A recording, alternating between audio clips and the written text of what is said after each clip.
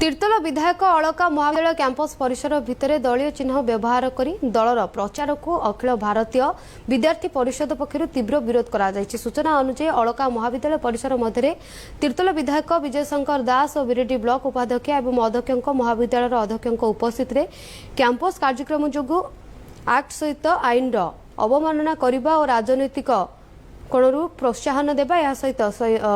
शैक्षिक वातावरण को नष्ट करने और कैंपस परिसर में दलीय चिन्हर व्यवहार कर एक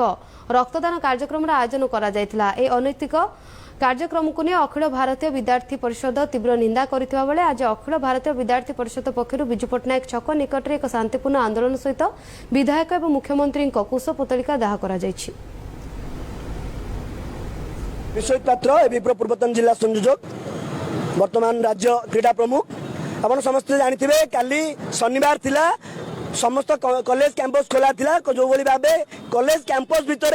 राजनीतिकरण करने जो भली भाबे बिजु जनता दल नेता माने कर्मी माने कॉलेज कर्तृपक्ष जो भली भाबे बिजु जनता दल हाथ बारिशी साजी जो भली भाबे काली कॉलेज रे बिजु जनता दल पताका एवं बिजु जनता दल जो भली भाबे बैनर लगेई जो भली भाव कार्यक्रम आयोजन कले आपको विद्यार्थी परिषद घोर निंदा करे। विद्यार्थी परिषद ब्लड डोनेशन कैंप को निंदा करनी आपण मैंने विगत दिन मानक देखिए दीर्घ 1 वर्ष धरे मानसिक विकृत लोक मान विद्यार्थी परिषद खाद्य जोगाउला।